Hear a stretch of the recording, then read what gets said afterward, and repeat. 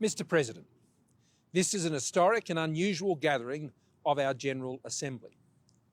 We gather not in the great city of New York, but from among our people, from across the nations of the earth, as together we face the same storm, a global pandemic that has claimed the lives of at least 1 million souls that we know of and has plunged our world into a global economic recession. These events remind us of our shared humanity, our interdependence, and indeed the value of our common hope.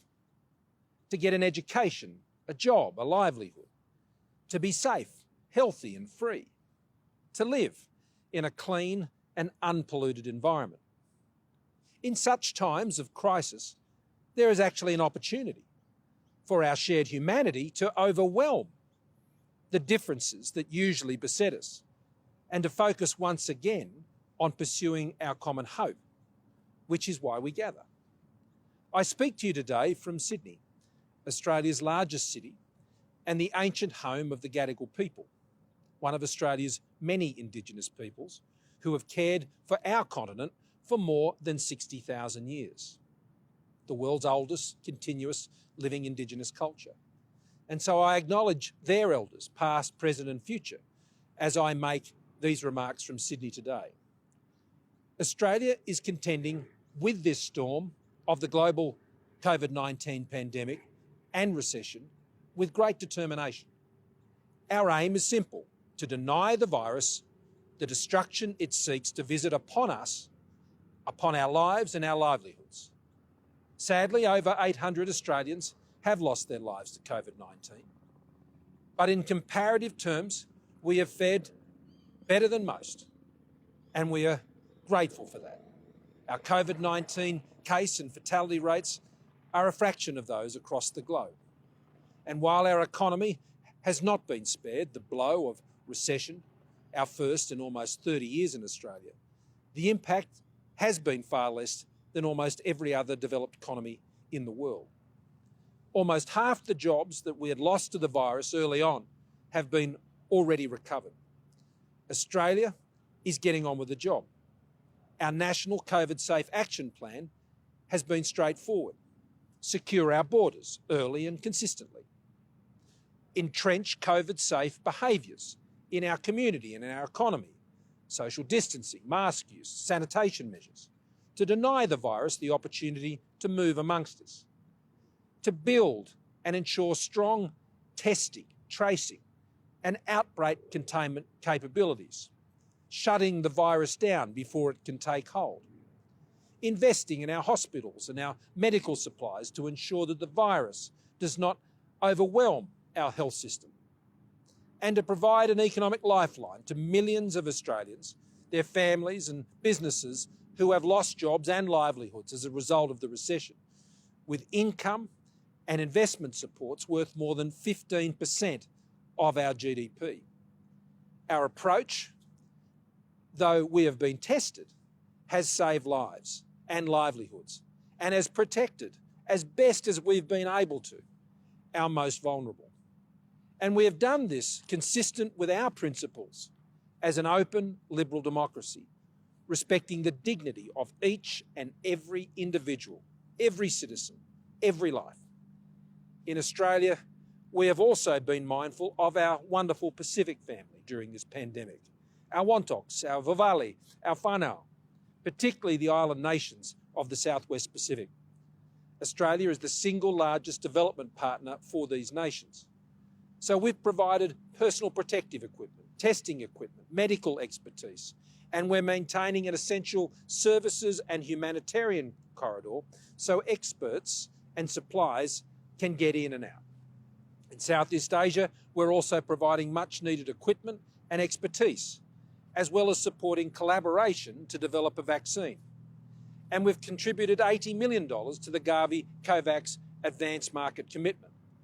When it comes to a vaccine, Australia's view is very clear. Whoever finds the vaccine must share it.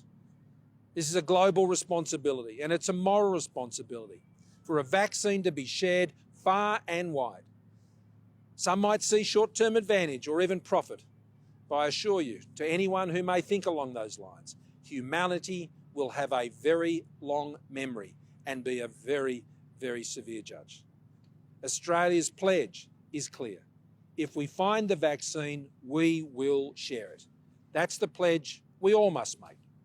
At home, our Australian efforts are about producing and providing a vaccine to our own citizenry, sovereignly produced, once a vaccine is safely available. And we've invested $1.7 billion in that task.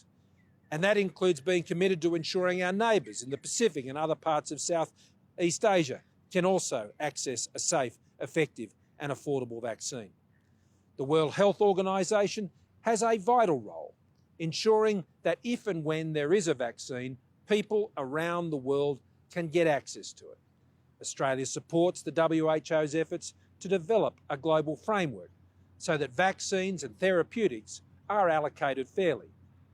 In facing a global health threat, we have all been reminded about the importance of multilateral cooperation.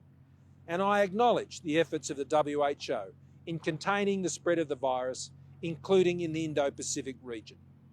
I'm pleased that the WHO has established an independent panel to evaluate the global response.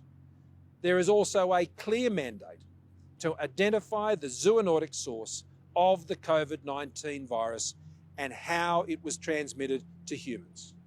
Australia strongly advocated for this review. This virus has inflicted a calamity on our world and its peoples. We must do all we can to understand what happened for no other purpose than to prevent it from happening again.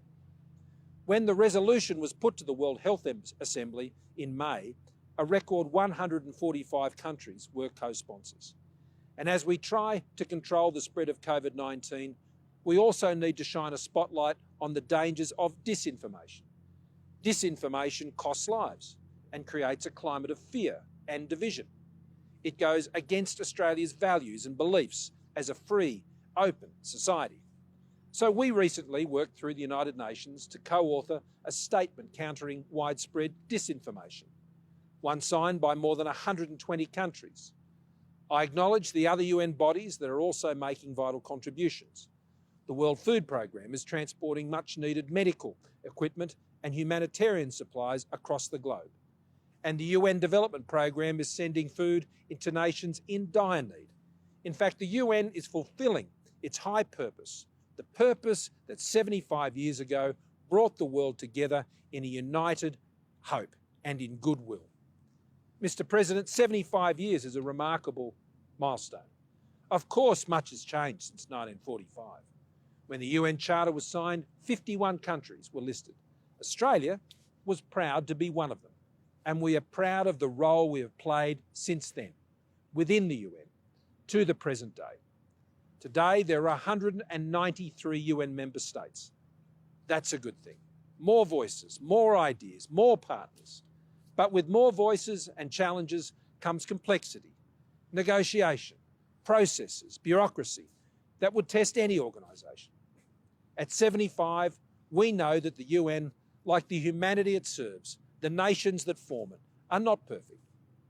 So against this backdrop, we should think about what the next 75 years look like for the UN, its structures, its functions, and for multilateralism more generally. We want these multilateral institutions to continue to deliver for us and all nations. So we're committed to ensuring they are fit for purpose, that they are effective, that they are open and transparent, and most importantly, that they are accountable to the sovereign states that form them. The UN is its members, not its committees, processes, institutions or officials. Its authority and efficacy is derived from the free participation, contributions, cooperation and collaboration of the sovereign states that comprise the United Nations in a common purpose to pursue our common hope. We know that sovereignty doesn't mean turning inwards, though. We value rules that protect sovereignty, peace and security and curb the excessive use of power. As Australians, we also prize respect for international law and the peaceful resolution of disputes through dialogue. This includes ensuring that competing territorial and maritime claims are based on and determined in line with international law, including the United Nations Convention on the Law of the Sea.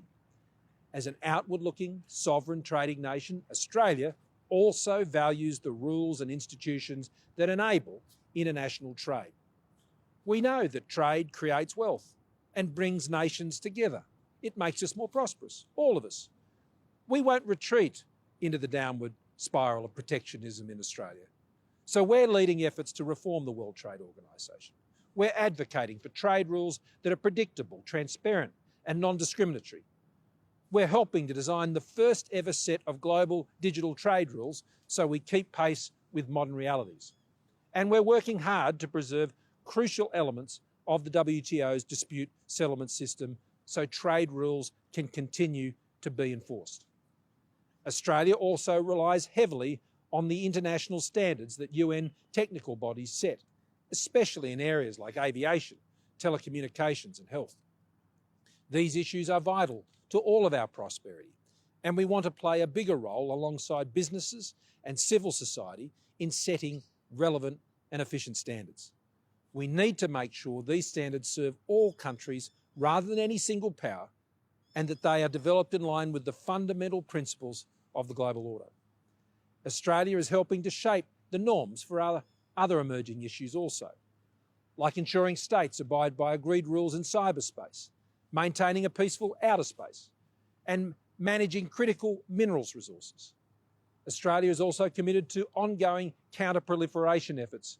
We played a major role in negotiating the establishment of the Comprehensive Nuclear Test Ban Treaty Organisation in the 1980s and 1990s, and we see it as a critical pillar of international peace and security today. As signatories to the Kyoto and Paris Accords, we are reducing our carbon emissions effectively. Most recently, Australia beat our Kyoto target commitments by 430 million tonnes of CO2 abatement. Between 2017 and mid-2020, more than $30 billion was invested in renewables in Australia. In 2019, we saw investment at more than 3 times in renewables the per capita rate of in countries like Germany, China and France. Across 2019 and 2020, Australia will add more than 12.6 gigawatts of renewable capacity. Now that's over 4 times that of our largest power station in Australia. And nearly 1 in 4 households have rooftop solar systems. As a liberal democracy, we're also committed to promoting universal values like human rights, gender equality, and the rule of law. We've always believed in these values. It's what makes us who we are.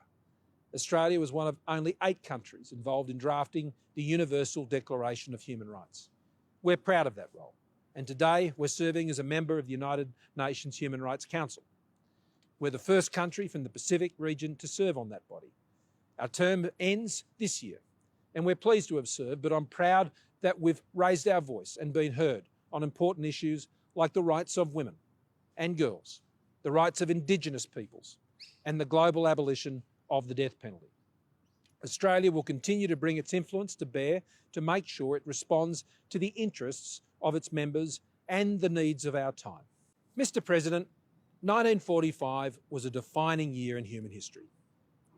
The year the Second World War ended, the year the United Nations was founded. It was a year when humanity found hope amidst despair. This year is one of the hardest since then. So let our resolve now also be undiminished, as it was at the beginning of the United Nations, as we commit again, together, to realising the common hope that binds us all together.